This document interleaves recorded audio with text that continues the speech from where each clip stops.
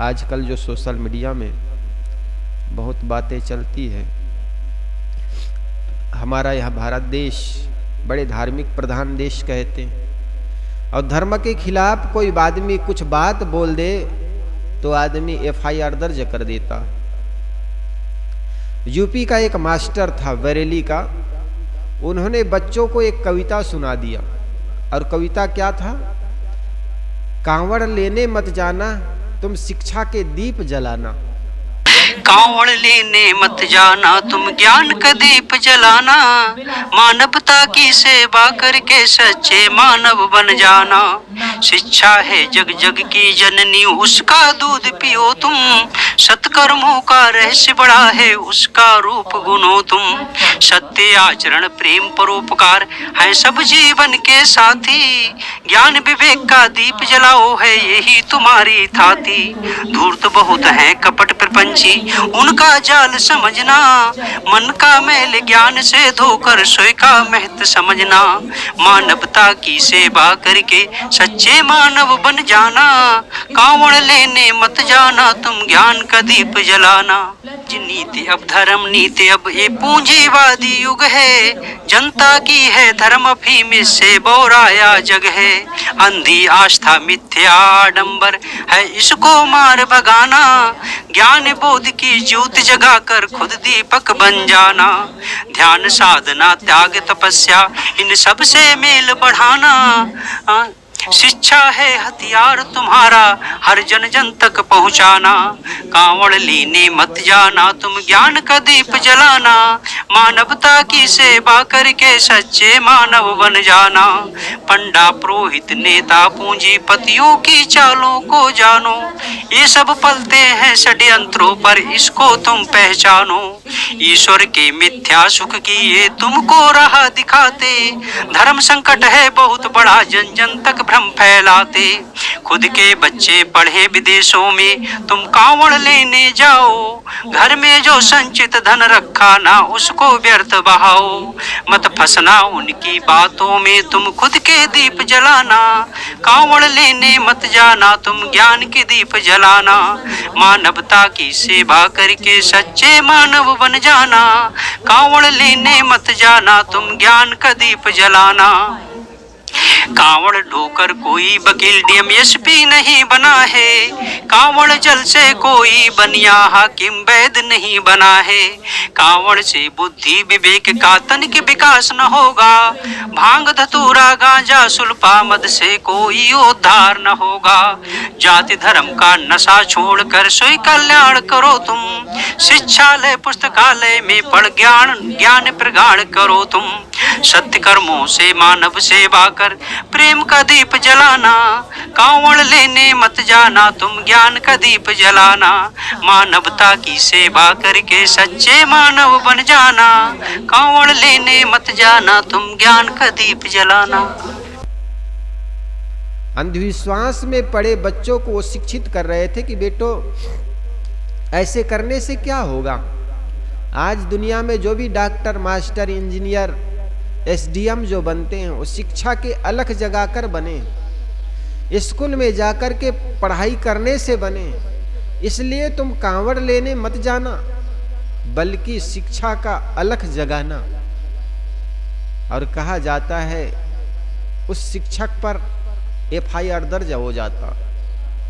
जरा सोचने जैसा विषय। अरे FIR दर्ज तो उस व्यक्ति का पर करना चाहिए जो समाज को अंधविश्वास की ओर ले जाए। जो आदमी कहे कि शिवलिंगी में पानी डालो, विद्यालय की कोई जरूरत नहीं, 21 दिन तक तुम बेलपत्र और शहद चढ़ाओ और तुम्हारे बच्चे पास हो जाएंगे, ऐसे जो व्यक्ति कहे उन पर FIR दर्ज होना चाहिए। भगवान इतना दे देता। कर्जा ले, एक बार आपको समझ में आ गया कि एक लोटे जल का महत्व क्या है। घर के बच्चे के हाथ में एक लोटा पकड़ाओ और उससे कहो कि तू जल चढ़ा के आ। जिस घर का बच्चा एक लोटा जल हाथ में पकड़कर शंकर को चढ़ाना चालू कर देता है, उस घर के बच्चे को किसी बैंक में खड़े होकर हाथ जोड़कर लोन लेने की जरूरत नहीं पड़ती। भगवान इतना दे देता। कर्जा ले, लेकिन उस पर कोई बात ही नहीं। और जो शिक्षा की अलख जगाने की बात कहे उस पर FIR दर्ज होता है। हमारा देश कहाँ जा रहा है?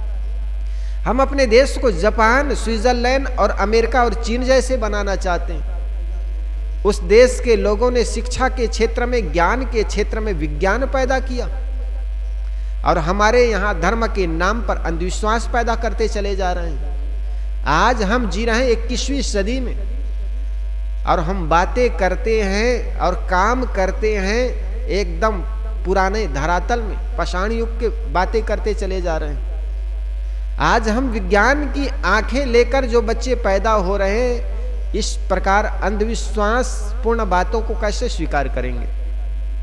कम से कम हम अपनी बात, अपनी आंख, विवेक की आंख खोलकर को तो देखें। इस देश में जब पैसे की जरूरत पड़ती है तो हम शिवलिंगी में पानी डालने के लिए नहीं जाते, बल्कि इस देश के सम्राट, इस देश के सरकार, प्रधानमंत्री नरेंद्र मोदी जाकर के जापान के पास हाथ फैलाना था कि हमें गुजरात में बुलेट ट्रेन चलानी है, कुछ सहयोग कर दीजिए।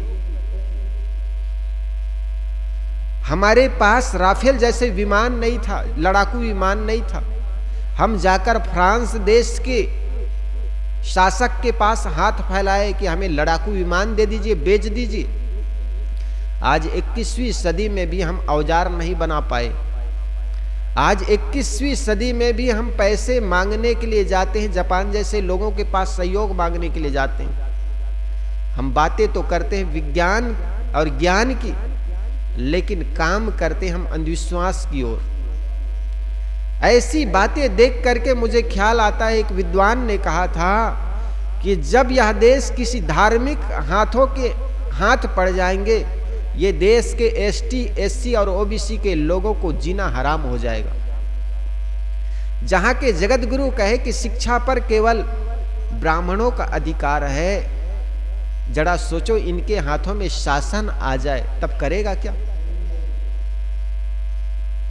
इसलिए सारे अंधविश्वास से ऊपर उठ करके विज्ञान की पूजा करे, श्रम करे, मेहनत करे। किसी प्रकार के अंधविश्वास में पड़ करके अपने जीवन और समाज को बर्बाद न करे। इसलिए मैं कहता हूं, जिस क्षेत्र में काम करो खूब सोच समझ करके करो। कोई भी देश कोई कांवर उठाने से, अंधविश्वास पालने से आगे नहीं बढ़ता।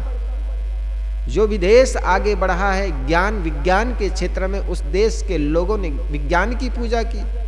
और हम अभी भी जातिवाद के नाम पर, मनुष्य को बांटने के नाम पर हिंदू मुसलमान करते चले जा रहे हैं। जरा सोचने जैसा विषय। आज भी हम लहसुन प्याज कैसा उगता है ये जान नहीं पाए। एक तथाकथित संत कह रहे थे कि प्याज और लहसुन कुत्ते के अंडकोश से पैदा हुआ। जरा सोचिए, इनको जाकर के किसानों से पूछना चाहिए, या किसान के खेत में जाकर के पूछना चाहिए कि प्याज उगा कैसे। प्याज और लहसुन खाना चाहिए या नहीं खाना चाहिए? वो जमीन में उगता है, जैसे आलू उगते हैं, मूली उगता है, वैसे ही। तो हमारे जो भाव दूर करें। बहुत सुंदर। लो अब तुम माइक पकड़े रहियो अवनाई में। प्याज और लहसुन इसलिए नहीं पाई जाती, बहुत सुंदर प्रश्न है। पहले नंबर तो इन्हें ताली बजा के धन्यवाद दे, क्योंकि प्याज और लहसुन का जन्म गंदगी से हुआ, राक्षस के मल से हुआ जी। इसलिए वो गंदग, उससे दुर्गंध बहुत आती है। तुमने देखा होगा खा के जी। मोह बसाद अगर बगल में कोई खा के बैठ जाए जी, अलग मोह बसाद। तो देवता अगर आना भी चाहे तो दुर्गंध के कारण देवता आ नहीं पाते हैं, हनुमान जी की कृपा हो नहीं पाती है, क्योंकि वो राक्षस के मल से प्रकट हुई है। इसलिए प्याज और लहसुन खाना वर्जित। चला जाए तो उसका ब्रह्मतेज नष्ट हो जाता है, क्योंकि शास्त्रों के अनुसार प्याज की उत्पत्ति कुत्ते के अंडकोश से है और लहसुन की उत्पत्ति कुत्ते के नख से है। अमृत पिया तो राहु ने पिया तो भगवान ने उसका सिर काट दिया, तो उसके एक बूंद तो अंदर चली गई जिसको केतु कह दिए, पर 2 बूंद और थी जो जमीन में गिर गई, तो 1 बूंद लहसुन बन गई, 1 बूंद प्याज। इन बेवकूफों को अभी तक ये पता नहीं चला कि प्याज कैसे उगते हैं, किसान लहसुन कैसे उगते हैं। एक ने तो कहा ये गंदगी से पैदा हुए इसलिए बदबू आते हैं, दूसरे ने कहा ये तो गाय के खूर से और नखून से पैदा हुए। तरह तरह के जिन समाज को, जिस धार्मिक लोगों को लहसुन और प्याज कैसे उगा, इनके ही शोध करने में हजारों वर्ष लगा हो, जरा सोचिए वो समाज विकास भी कैसे करेगा। हम इस देश को ले कहां जा रहे हैं? आज भी हम पुरातन से ऊपर उठ नहीं पाते। आज भी हम शास्त्रों के पुजारी बने हुए हैं। आज भी हम शास्त्रों को प्रमाण मानते चले जा रहे थे। हम अपने विवेक को ताक में रख करके हम इस देश को विकास के क्षेत्र में दौड़ा नहीं सकते। जो भी समाज आगे बढ़ा है अपने विज्ञान और ज्ञान के क्षेत्र में आगे बढ़कर के होता है। जिस समाज ने की सोच अभी भी पुरातन और शास्त्र के प्रति हो और ये कहता हो कि हमारे इस देश का विकास तब होगा जब इस देश में मनुस्मृति जैसे संविधान लागू किया जाएगा, उनकी सोच जरा सोचो। वो समय कैसा रहा होगा जब एसटी, एससी, ओबीसी अर्थात क्षुद्र कहे जाने वाले समाज के बच्चे अगर किसी वेद मंत्रों को सुन लिया हो तो उनके कानों में रांगा डाल दिया जाए। अगर जीभ से उच्चारण करता हो तो उनकी जीभ काट लिया जाए। बताइए, उस पुरातन युग में आज भी हम वही कह रहे हैं। जब किसी पटेल समाज की लड़की एमपी में श्रीमद् भागवत बाँच रही थी तो उनको कहा गया तुम्हारा काम नहीं है भागवत बाँचना, तो ये ब्राह्मणों का काम है। छत्तीसगढ़ के महासमुंद में किसी लड़की ने भागवत बाँची, उनके साथ भी यही कहा कि तुम्हारे तो मोजरा करना, चौराहे पर नाचो, मोजरा करो, पैसे कमाओ, लेकिन श्रीमद् भागवत बाँचना तो ब्राह्मणों का काम है। और आज भी 21वीं सदी में एक जगत गुरु कहलाने वाला व्यक्ति जब यही बात कहता है कि शास्त्रों का बाँचना या श्रीमद् भागवत करना केवल ब्राह्मणों का काम है, तब ये बात सोचनी जैसा हो जाती है। हम किस देश, किस क्षेत्र में आगे बढ़ रहे हैं? हम ज्ञान और विज्ञान की बातें करते हैं लेकिन कर रहे हैं अंधविश्वास का काम, पाखंड का काम। पाखंड पूर्ण जब तक हमारा मन भरा रहेगा तब तक हम ज्ञान के क्षेत्र में विकास नहीं कर पाएंगे। इस देश को चाहिए वैज्ञानिक सोच। जरा सोचो, एक बच्चे आज विज्ञान के स्कूल से, कॉलेज से निकाल करके, स्कूल से या कॉलेज से निकल करके किसी बैल के पास हाथ दिखा रहा हो, पहली फैल बैल को लिया या तोते को लिया, बैठा हुआ व्यक्ति के पास जाकर के हाथ रेखा दिखा रहा, हथेली दिखा रहा, उस देश का भविष्य क्या उज्जवल हो सकता? आज भी ऐसे ऐसे पाखंड, अभी जोधपुर से 30 या 35 किलोमीटर दूर पर कोई सती माता पैदा हो गई जमीन फाड़ करके। इतने अफवाह फैल गई, वहां सड़क जाम लग गई। आदमी बिना कुछ किए सब कुछ पाना चाहता है, बिना कुछ किए पाप मिटाना चाहता है। ऐसे पाखंड के चलते ऐसे अंधविश्वास पैदा हो जाते हैं और ऐसे ऐसे अंधविश्वास पैदा करने में शासक का भी हाथ है।